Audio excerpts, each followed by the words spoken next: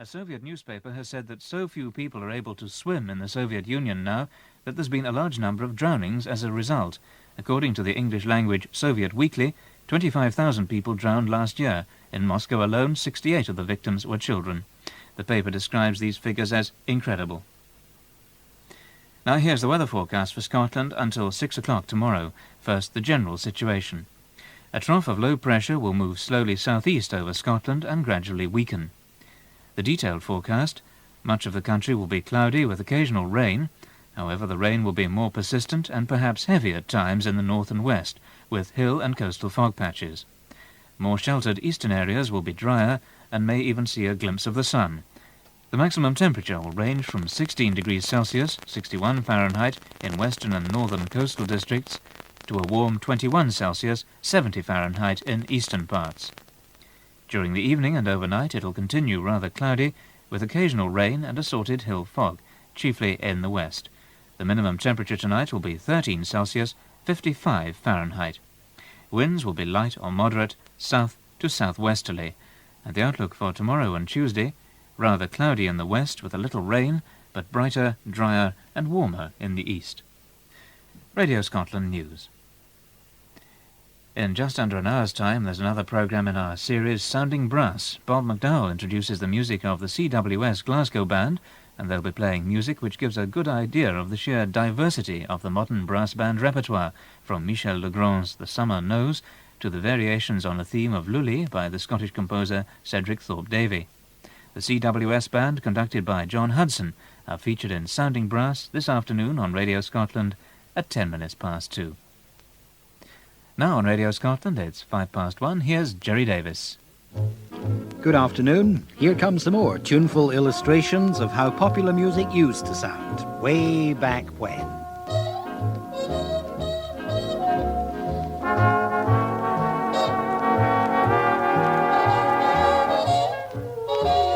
Yes, once again I'm heading off back through the years to the times when the big bands provided so much of the entertainment. Whether they were danced or just listened to in person, on record or on radio, them and their singers were the undoubted stars of their day. And gratefully, we can recall that era again now, preserved for everyone to enjoy today, even after 40, 50 or 60 years. As the Pied Pipers put it, there's good blues tonight.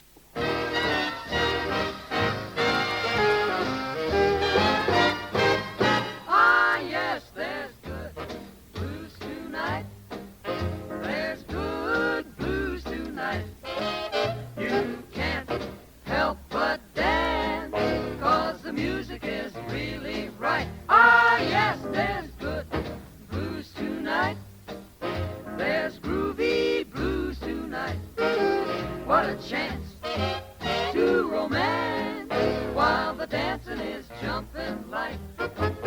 Each chuck can cheek to cheek it with his chick. No gate that's late will rate the latest lick. Ah, yes, there's good blues tonight. There's true blues tonight. So hold your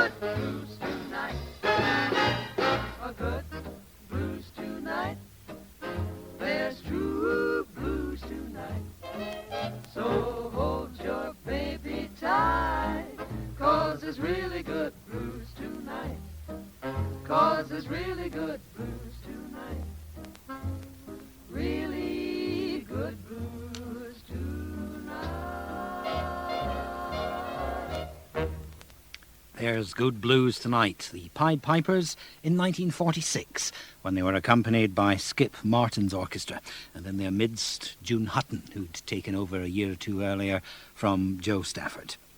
It's interesting to speculate what might have happened if, in 1913, a young lad in New Orleans hadn't been sent to a reform school for carelessly firing a pistol in the street on New Year's Day.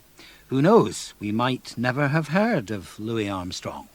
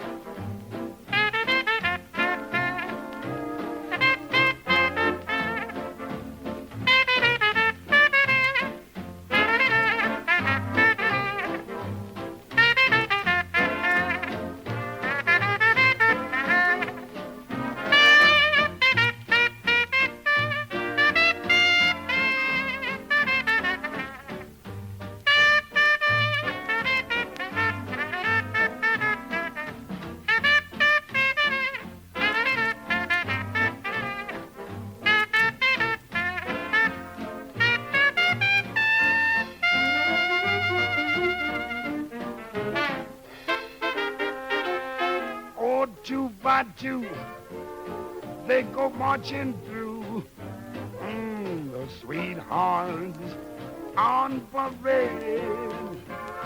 I can't help crying as they pass me by.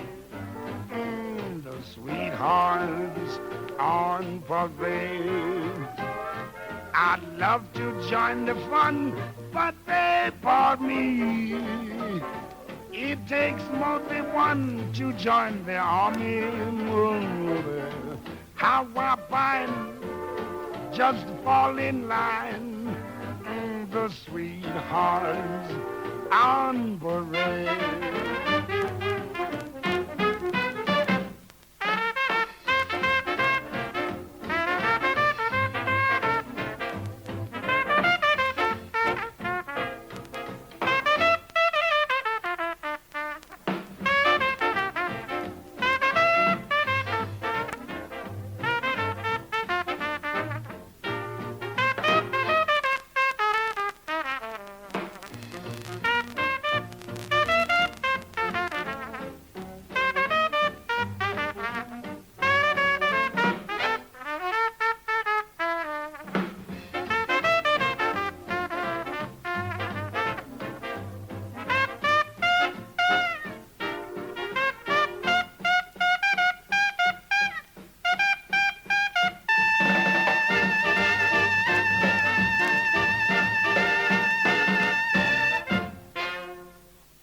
Louis Armstrong, Sweethearts on Parade. And as I said, it was in reform school in 1913 that greatest of all trumpet players picked up his very first cornet.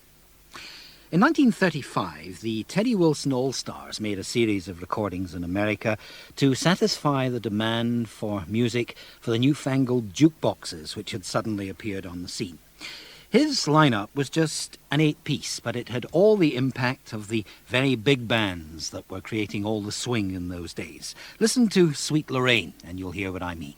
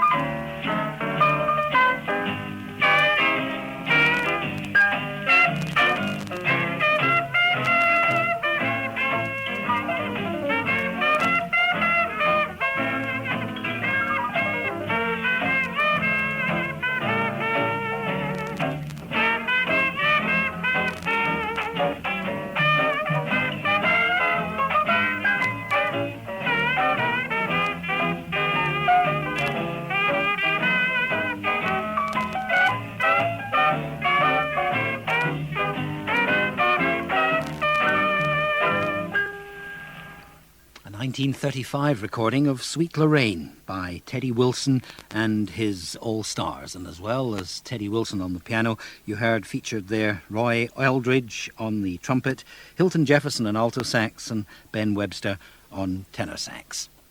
It's really quite surprising just how tragically quickly Judy Garland became an experienced performer.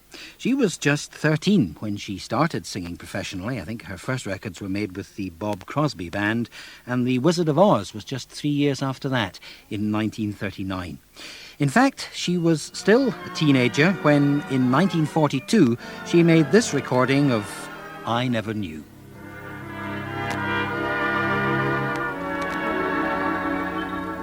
I've been running in circles while playing a game of pretending. I didn't realize I wasn't wise what love could do.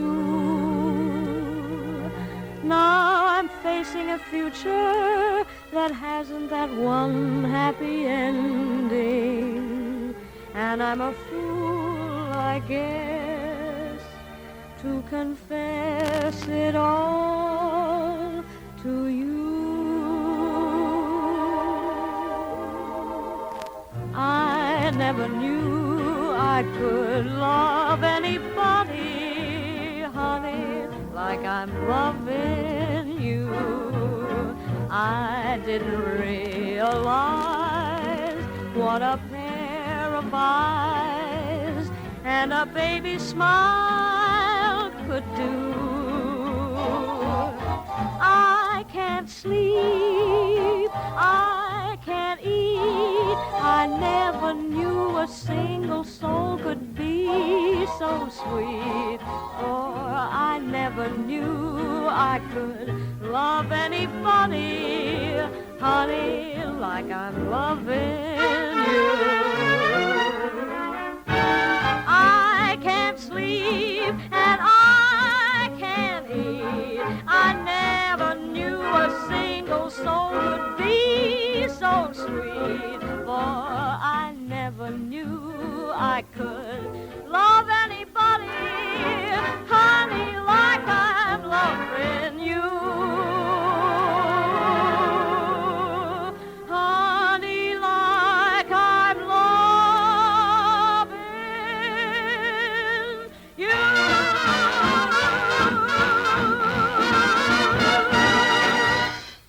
Judy Garland, 1942, I Never Knew I Could Love Anybody.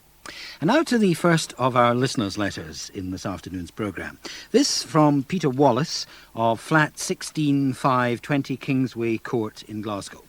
He wrote to me to say that he knows that at the end of May 1934, the Decca Record Company installed some recording equipment in the McClellan Galleries in Glasgow's Sucky Hall Street, and that at the end of that month they recorded Alex Freer's band from the Plaza Palais des Danses at Eglinton Toll in Glasgow. This, Peter rightly points out, was one of the most famous and popular of the dance bands north of the border at that time, and he says it would be great to hear their music. And then he goes on to tell me that there was an article in the Glasgow Evening News of the 31st of May 1934 of particular interest, as the reporter was present at one of these recording sessions.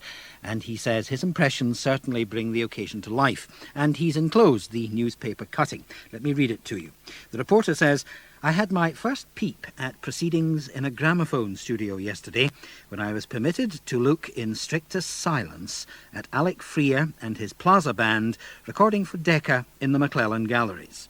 The article goes on, the equipment is very intricate and consists, I was told, of the first all-mains electrical recording portable plant in use. From the draped and matted studio, the microphone is cabled to the corridor, where the technicians are in attendance at a massive speaker and a complicated array of devices. A thick wax disc is set in motion, a signal flashed through to the studio, which lights the two red silence lamps, and the recording begins.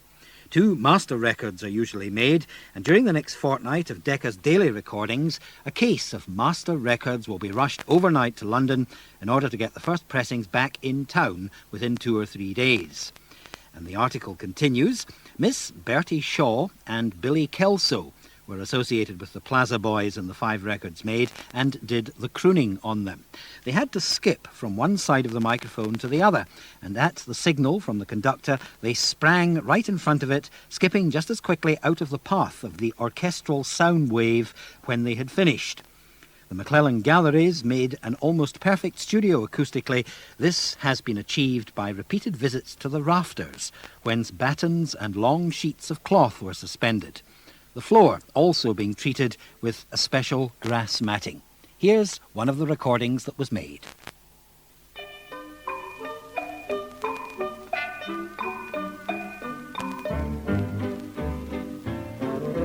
Tick-tock town, all is well tonight in Tick-tock town.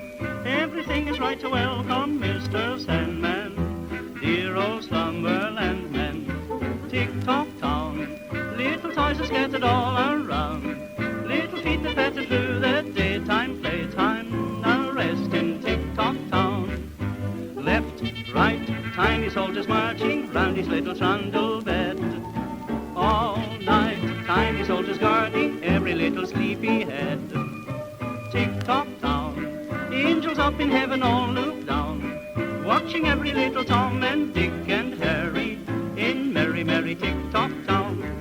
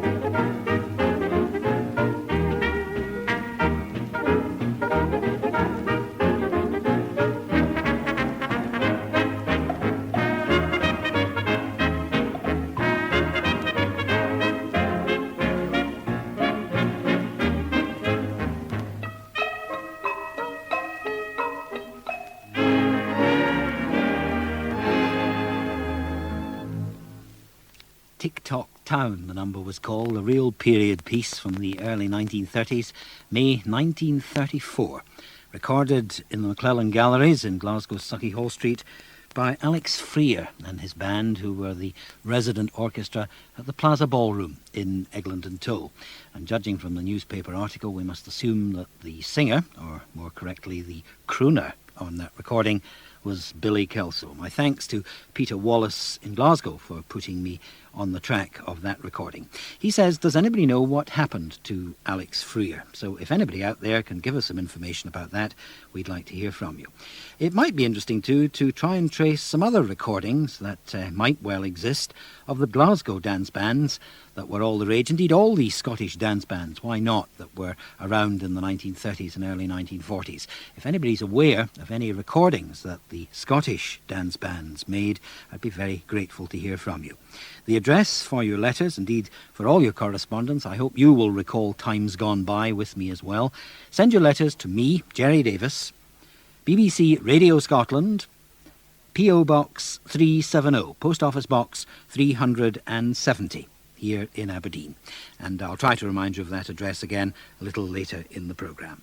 Now one of the big American bands of the late 30s and early 40s, that of Ozzie Nelson. He certainly never reached the very top bracket, but his band made a marvellous sound, and he, as a leader, was an example to all the others. His image was quite different from most of the band leaders. He was a keep-fit fanatic, he was a lawyer, he was a non-smoker and a non-drinker, and they made some good music together.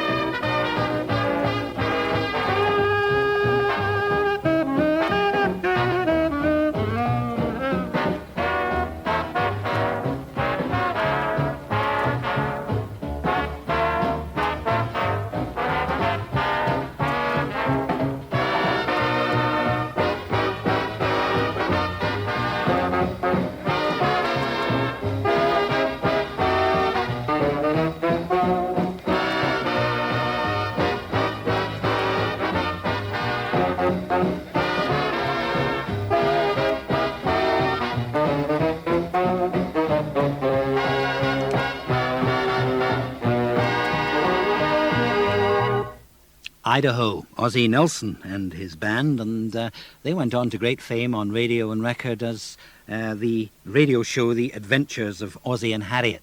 Harriet Hilliard, of course, being his singer, and his wife, and the two boys took part in those radio and television shows as well. One of them being Rick Nelson, of course, who tragically died in an air crash just quite recently. A film song now from 1942. The star then was Fred Astaire, and his co-star was Rita Hayworth in the film You Were Never Lovelier. And all the compliments that he was paying to her in the song from the film, Dearly Beloved, are interpreted here by Alan Kane and Eric Winstone's orchestra.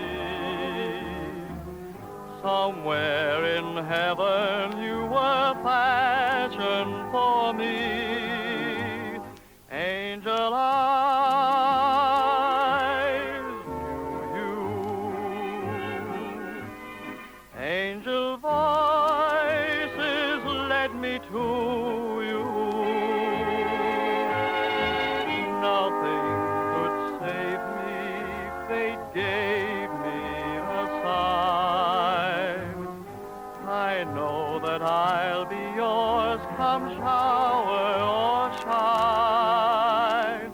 So I say, merely, dearly beloved, be mine.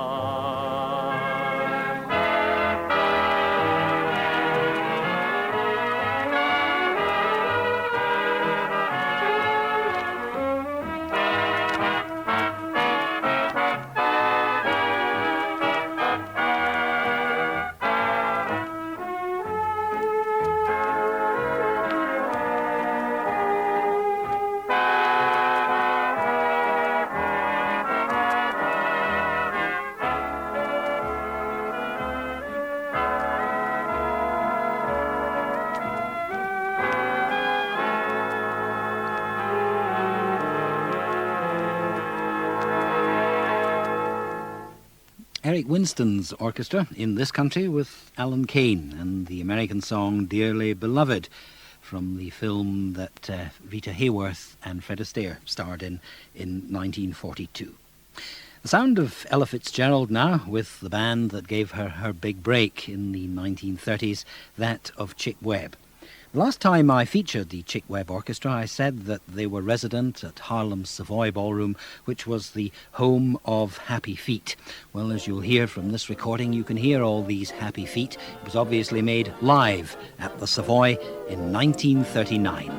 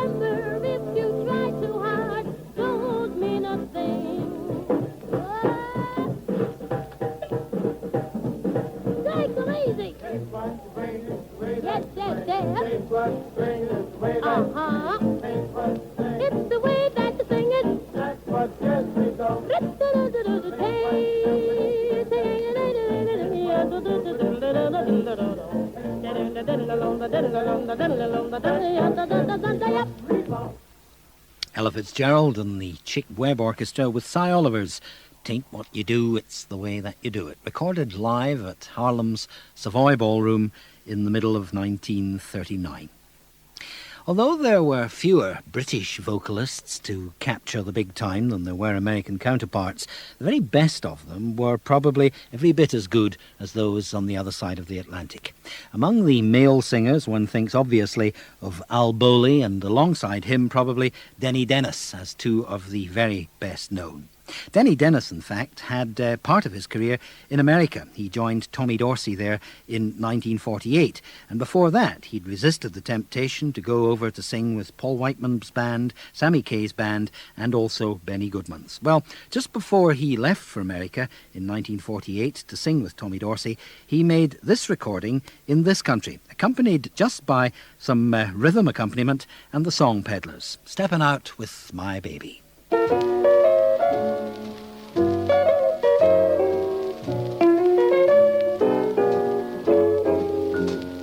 Stepping out with my baby, can't go wrong, 'cause I'm in right. It's for sure, not for maybe, that I'm all dressed up tonight. Stepping out with my honey, can't be bad to feel so good. Never felt quite so sunny, and I keep on knocking wood. There'll be smooth sailing, 'cause I'm trimming my sails. In my top hat and my white tie and my tail. Stepping out with my baby, can't go wrong, 'cause I'm in right. Ask me when will the day be? The big day may be tonight. Stepping out with my baby, can't go wrong, 'cause I'm in right. It's for sure, not for maybe, that I'm all dressed up tonight. Stepping out with my honey, can't be bad to feel so good. Never felt quite so sunny, and I keep on knocking wood. There'll be smooth sailing, 'cause I'm trimming my sails. In my top hat and my white tie and my tails. Stepping out with my baby, can't go wrong, 'cause I'm in right. Ask me when will the day be? The big day may be tonight.